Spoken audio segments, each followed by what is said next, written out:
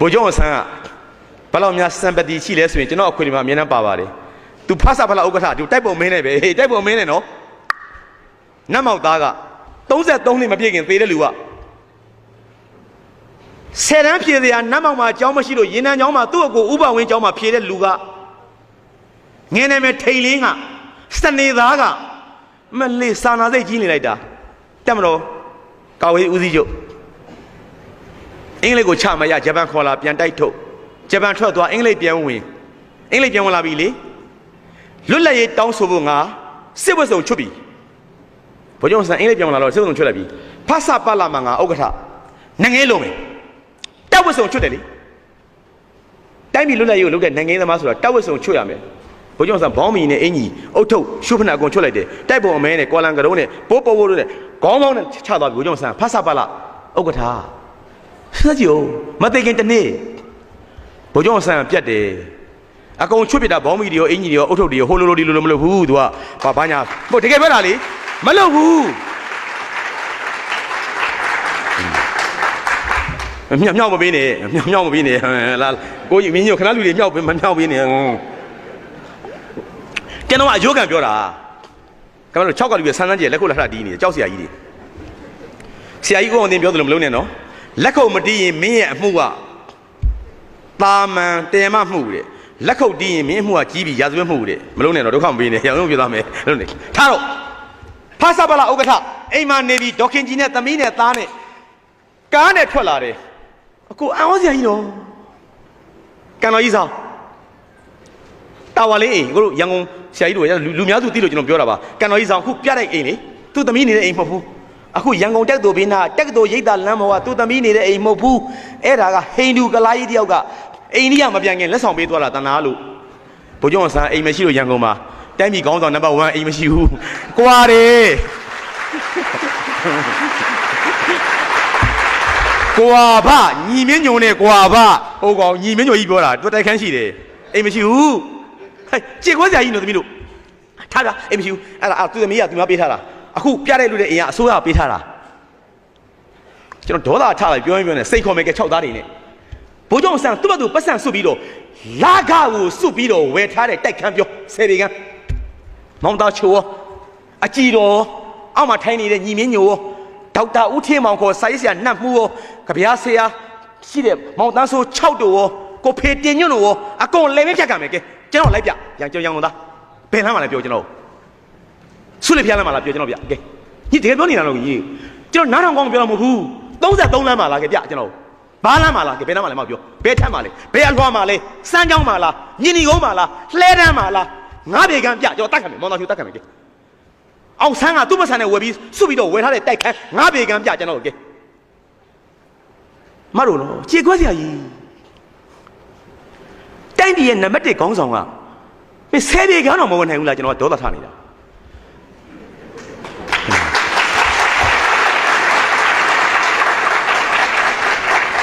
ထားပါဗျာအေးထွက်လာလေကဲထွက်လာပါဖြစ်လေကဲ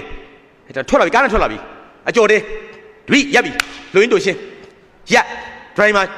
တက်တက်ကြီးကျော်စိန်ဆင်းသွားပြီအကျော်တဲ့လင်မယား2ယောက်ကျွန်တော်ကဟိုအခြေုံငယ်လို့မြန်ပြောနေတာမိမအကျော်ကျော်နေတယ်ဒဲဦးနဲ့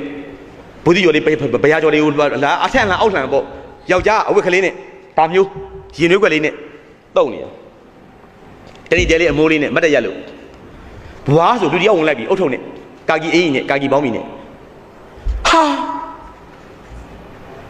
ဘိုးကျောင်းဆန်းငါမတော်ဥစ္စာမဟုတ်ဘူးခင်ဗျာတကြီးမဟုတ်ဘူး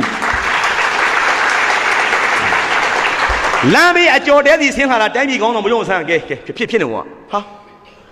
ဆိုဘိုးကျော်ကြီးမင်းခွက်ချတာချမင်းတို့ဘယ်နေရလဲဟေ့အောင်ရိုးကောင်းပြောမယ်မကြောက်နဲ့ငါ့ကိုရိုးငါမေးတာဖြစ်ကျွန်တော်ဒနုဘက်ကပါဘို့ကျုပ်ဒနုဘက်ကမင်းဘာလေးလဲကျွန်တော်ကရင်ကဗျာမင်းဘောတက်လာရောင်တက်လာတယ်တိုင်းပြည်မညီမတဲ့နဲ့ဘို့ကျုပ်ကစစ်ဖြစ်တဲ့ကာလကြီးမှာအင်္ဂလိပ်နဲ့ဂျပန်အထက်အဝင်တွေနဲ့ကရင်နဲ့ဗမာနဲ့တက်ကြကျွန်တော်တို့မိသားစုစားဝင်နေခက်လို့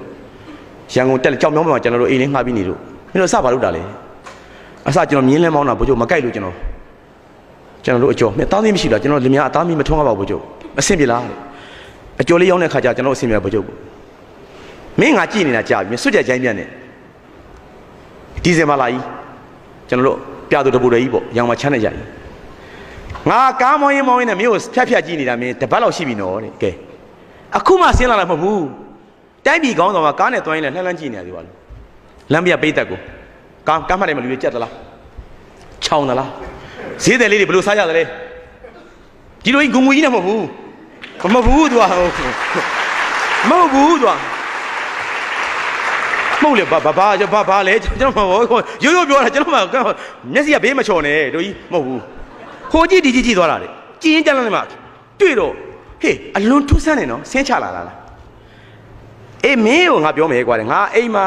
မခင်ကြီးနဲ့ငါနဲ့မနေ့ကညတော့စကားပြောကြသေးတယ်တဲ့တို့လမ်းထိပ်ကအကျော်တရကောင်းလေးက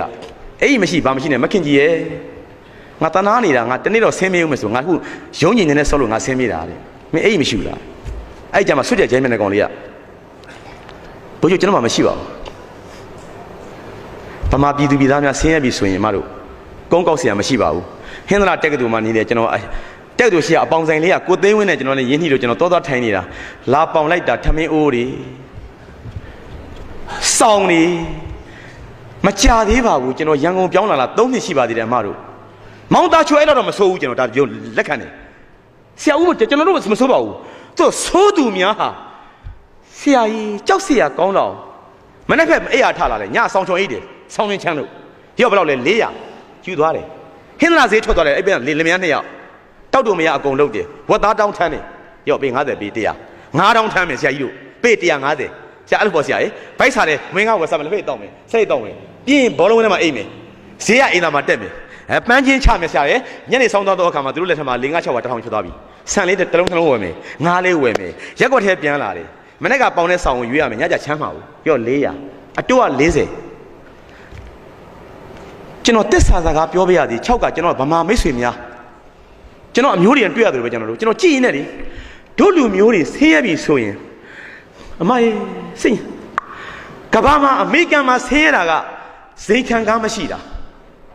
ာဟုတ်မှာဆရာခြံကြီးနဲ့မနေနိုင်တာဆရာရေအစားတော့ပြည့်စုံနေသွားတိုက်ဆေးရှိတယ်ဆရာရေတို့ဗမာအမျိုးသားတွေဆင်းရဲပြီဆိုတော့စောင်းပေါင်ပြီ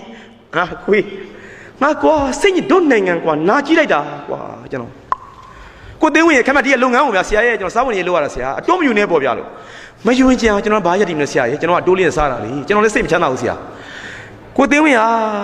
ကျွန်တော်နိုင်ငံမှာဒီစောင်းပေါင်ပြီးတော့40ပေးပြန်သွားထမင်းလေးချက်ကိုညအိတ်ကြဆောင်လေးနဲ့မလက်လာ400ချောင်းတချို့ကတန်အိုးတွေဆရာကြီးသွားကြည့်ဆရာပြန်ရွေးတယ်ဆန်လေးနဲ့ချက်လိုက်တယ်စလုံးလည်းပုံချတယ်ငါးလေးတွေငုတ်သီးသီးလေးတွေပါလေးနဲ့နန်းနမင်းလေးနဲ့ပွေးလိုက်တယ်စလုံးလည်းပုံချတယ်အိုးဆေးထားတယ်လင်မြန်တော့စားရတယ်အိတ်ကြတယ်မနေ့ကအဲ့တောင်ပြန်ယူလာတယ်ရော့200ပေး200လည်းပြန်ထွက်သွား6သူ6သားများမှာအဲ့တော့သိုးသူတို့ရှိချင်မှရှိမယ်ပေါ့သို့တော့ကျွန်တော်ကစာရေးဆရာပြီးကျွန်တော်လျှောက်သွားတဲ့အခါကျတော့အလွန်တရာစိတ်ညစ်စရာကောင်းတာပဲဘိုးကျောင်းဆန်တွေ့တဲ့လူမတို့ကကိုသားချိုစာရေးဆရာပြီး40တဲ့စွတ်ကြဲကြိုင်းပြန်တဲ့မတို့မထင်နဲ့နော်တကယ်ခက်လာပြီဆိုရင်မတို့ရန်ကုန်ကကျေးဥဆောင်ရှိမှာခက်လေးလေးကြွကြွလေးနဲ့အကိုကြီးတောက်တာကြံလာပြီးပါလို့မတောင်းဘူးလားကဲကျေးဥတောက်တဲ့ဆိုင်မှာလေအကြံလေးလေးနှုံချတာတောက်နေရတာဟာတို့လူမျိုးကွာထားပါတော့ဘုံကျုံဆန်တာတွေ့ပြီလေမင်းအိမ်မရှိဘူးလားဟုတ်ကဲ့ဘုံကျုံကျွန်တော်မရှိလို့ဘာလို့လဲထင်လဲကျွန်တော်ခုနချွတ်မဲ့အိမ်အနှွေးအိမ်တိုက်ပုံမဟုတ်ဘူးဟေ့အောင်ရော့မိုက်တဲ့နတ်မောက်သားအောင်ဆန်းဥဖာတော်စုသားအညာသားမိုက်နေတာဘဝင်မြင့်တာလည်းမရှိဘူးငါပါကွာငါတက်မတော်သားတင်နာပရိကွာငါနံပါတ်1ကွာတိုက်ပြီခေါင်းဆောင်ပါညာမရှိဘူးလမ်းဘေးအကျော်တဲ့ဆင်းပြီးတော့မှဟေ့အောင်ငါယူမစဘယ်သူကယူမှာလဲဘကြိုကြီးကျွန်တော်မဝှချင်ဘူးဘကြိုကြီးဟေ့အောင်ယူလို့ပြောနေရလေနတ်မောက်သားရဲ့စိတ်ကကြည်သားဟန်ဆောင်လာမဟုတ်ဘူးနော်ကျွန်တော်မဝှချင်ဘူးမိမလှည့်ကြည့်တော့မိမလည်းမျက်ရည်နဲ့ကြာနေငွေအကျော်တဲ့ဒေဝီတန်းလိုက်နဲ့စွင်းကြီးချလို့ရောမကြီးနဲ့လင်မယားနဲ့လှမ်းကြည့်တဲ့မျက်လုံးတွေရဲ့အတိတ်ကဘာလဲဆိုတော့နင်းနဲ့ငါနဲ့ညားပြီးတော့ရန်ကုန်တက်လာတာဒုက္ခတွေနဲ့တို့မေတ္တာတရားတို့ဂရုဏာတရားတို့ဘယ်တော့မှမတွေ့ခဲ့ဘူးနေ့ဖက်ကမိတွေဖတွေနေ့တဝမ်းခွဲနှမခွဲတရားကိုနှုတ်စီဘူးနှလုံးပေးဘူးလားဆန်လေးမပေးဘူးပါဘူးငါဘက်ကရောရောင်းမတကောငပိလေးတကောစီလေးတမှုတ်ထမင်းဆိုထည့်ပေးဘူးသလားလောကကြီးမှာမေတ္တာတရားတို့ဂရုဏာတရားတို့စာနာထောက်ထားတာတို့မရှိဘူးထင်ကြတာယောက်ျားကြီးအခုတွေ့မဲ့တွေ့တော့နတ်မောက်ကဘုံကျုံအစမ်းနဲ့ကျမတို့လင်မယားနဲ့တော့တွေ့ကြပြီယောက်ျားရဲ့ငိုးနေတာတဲ့တော့ပါယူလိုက်လေဘုံကျုံကြီးပေးနေတာ ကျွန်တော်မယူချင်ဘူးဗိုလ်ချုပ်ကအကိုကြီးတယောက်ကညီလေးကိုဆူတဲ့အတိုင်းပဲဒီအညာသားဒီနားမလှမ်းမကန့်လူရဲ့နှလုံးသားကြည်စမ်းနှလုံးသားအာဟာရတွေဟေ့အောင်မယူလို့ပြောနေရတော့ငါသေးမသိချင်လို့လားငါတီးရလို့ရဒီတယ်မှာမချမ်းတယ်မင်းအေးလို့သေသွားကျင်တာတဲ့ရောက်ဆိုပေးလိုက်တော့ပဲ့သားကြီးနဲ့လောက်ဆွတ်လိုက်ပြီးတော့ကမေးလို့ဝတ်ထားသိကျင်လားမင်းရှင်နဲ့အသေးနဲ့ပေးနေတာဓာတ်ပုံရိုက်နေလို့ပေးတာမဟုတ်ဘူးအမျိုးသားကောင်းဆောင်ဗိုလ်ချုပ်ဆန်းကစဉ်းစားလေးရတနာညာတော်တော့အဖြစ်အိမ်ညာပေးနေဖို့မဲပြုံးပေးဖို့ဗျာအဲ့လိုမဟုတ်ဘူးအကိုတို့အဲ့လိုမထင်နဲ့ဗီဒီယိုကင်မရာလေးနဲ့ဟာရိုက်ပြီးတော့ဟောအကျဉ်းသားကြီးတော့ဟာတို့ဗိုလ်ချုပ်မဲမဟုတ်ဘူးဘယ်သူမှမရှိဘူးဘယ်သူမှမရှိဘူးပေးကြလို့ပေးတာကဲ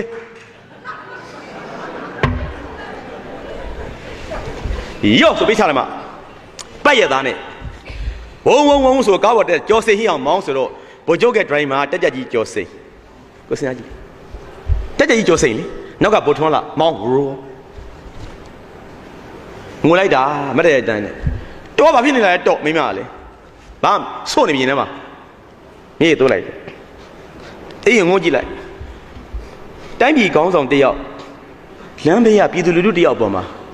ဒါတော့မေတ္တာတရားကြီးမှတဲ့တိုင်းပြည်ရှိသလားပေါ့ကြည့်ဦးလိုက်ပြုတ်လေတက်မတော်ရဲ့ထိတ်တန်းကောင်းဆောင်အစိုးရအဖွဲ့ရဲ့နံပါတ်1ပုဂ္ဂိုလ်ကလမ်းဘေးကလူထုတယောက်ကစားဝတ်နေရင်းနဲ့ရာသီဥတုဒဏ်တွေရဲ့တောကဒုက္ခတွေအပေါ်မှာစာနာထောက်ထားတဲ့စိတ်ကဒီကဘာမှာရှိသလားမကြည့်ဦးလိုက်ငိုနေတာကဘာကခေါင်းဆောင်အသီးသီးမှာအဲ့စိတ်တွေရှိကြသလားဒီအိတ်မမချင်ဘူးလဲသေးလိုက်6သားတွေလဲသေးလိုက်မောင်သားချိုလဲသေးလိုက်ညီမညိုလဲသေးလိုက်ဒေါက်တာနှမှုလဲသေးလိုက်ဘယ်သူမှအိတ်စိတ်မရှိမှလေဘယ်သူလဲဆိုတော့ကျွန်တော်မသိဘူးကျွန်တော်ပေါ့ဗျာထားလိုက်ပါတော့နော်မရှိဘူးဗျာဟုတ်တယ်မလားဆိုကြည်ကွဲစရာကြီးအဲ့ဒီစိတ်ကိုကျွန်တော်မေးကြည့်တယ် psychology ဌာနဆရာတွေကိုဆရာအဲ့ဒါဘာစိတ်လဲဆိုအဲ့ဒါ sympathy လေခင်ဗျားပြောတဲ့ sympathy လေစာနာစိတ်လေကိုယ့်လောက်မပြည့်စုံတဲ့တတ်တော့ပါရှောက်လေးအကျိုးလေးနဲ့အဖေမရှိချဘူးမင်းမရှိချဘူးဆရာလေးကလက်မရှိဘူးမေခိုးလေးကစကားမပြတ်တတ်ဘူးသသနာလို့ကြက်တီပေးလေးကိုတနာပါတယ်မိမိရေမိမိသားခွေးလေးကိုတနာလို့တလောက်အခြေခံစိတ်ကိုကပြည့်နေတဲ့အောင်ဆန်းဖတ်တဲ့အခါကျတော့ခုနကဗျာလေးတွေဖတ်တယ်ကြက်တီရွေးရွှေခဲကြက်တီရွေးထားလိုက်တော့ရှေ့လို့ပါပကလေးပုတ္တုသူစကားဟူထားလိုက်တော့ဘုရားဆန်းကြောင်ဖတ်လို့ဟာကောင်းလိုက်တာဒီစိတ်တွေပေါ်လာအောင်ငါတို့ဒီဆောင်းသားတွေကဒီကြပြားတွေကပေးတာလားအခြေခံစိတ်ကဒါလားကျွန်တော်တို့နှလုံးသားတွေပြောင်းလဲမဟုတ်ဘူးလားအေးဘောဟိုတမီးတကယ်ကြီးကအဖေမရှိရှာဘူးတမီးတကယ်ကြီးကိုညှတာနော်အရင်ထားထမှုလေးကဟင်းလေးတွေပါတက်ပွဲကျွေးတဲ့တကယ်ကြီးနော်တမီးကိုယ်တကယ်ကျွေးနော်တမီးညှတာမယ်မိတော့တုံတင်ရကျွန်တော်တို့ဟုတ်တယ်မလားတမီးတကယ်ကြီးမုံဘုံမပိုင်လေမုံဆိုင်သွားတဲ့ခါဝိုင်းကျွေးနော်နင်းတကယ်ကြီးကလေဖေရောင်းနေမရှိတော့လို့အတော်နဲ့နေရတာတမီးရဲ့သူ့ကိုနော်စိတ်ညောင်မလုပ်နဲ့နော်စသည်ချင်းအကိုကြီးတို့အမကြီးတို့စဉ်းစားပါဦးဒီစိတ်တွေသွင်းပေးတာကျွန်တော်လူစိတ်သွင်းတာမဟုတ်ဘူးလားစောက်ချောက်ကြဟဲ့အဲ့ဒီစိတ်မျိုးကိုဝင်လာအောင်ကျွန်တော်တို့စားတော့ဟင်းလျာရှိပါသလားကျွန်တော်တောက်ပြန်မင်းနေတာစက်သားစားလို့ရသလားအမဲကင်စားလို့ရသလားစစ်ကင်စားလို့ရသလားကိုတို့ဖာလူလာတောက်လို့ရသလားကျွန်တော်ပြောပါဦးဘယ်လိုအားစေးတောက်ရင်အဲ့စိတ်တွေဝင်မလဲမေမျိုးညချမ်းကညမလေးတွေကျွန်တော်အဲ့တိုင်မေးခဲ့တယ်မရစေရဘူးလို့ကဲအဲ့လိုကြပြားလေးတွေအဲ့ဒီစာလေးတွေအောင်ဆန်းအကြောင်းလေးတွေဖတ်တဲ့အခါကျတော့မှဒီစိတ်ဝင်လာတာနှလုံးသားအာဟာရစိတ်ဓာတ်ခွန်အားတွေလူလူချင်းဌာနထောက်ထားတယ်ခုနစန်းရထွန်းထွန်းတချင်းကိုကြားသလိုပေါ့ကိုယ့်ရဲ့ကိုယ့်ရွာကိုယ့်စာတိမျိုးလွမ်းဖို့ဆွေးဖို့တတိယဖို့ကိုယ့်ဆရာသမားကိုယ့်မိဘကိုယ့်ငယ်တငယ်ချင်းတွေဆင်းရဲနေပြီကိုကချမ်းသာနေပြီအမေရိကန်မှာအင်္ဂလန်မှာရန်ကုန်မှာ6မှာတခုခုမှာ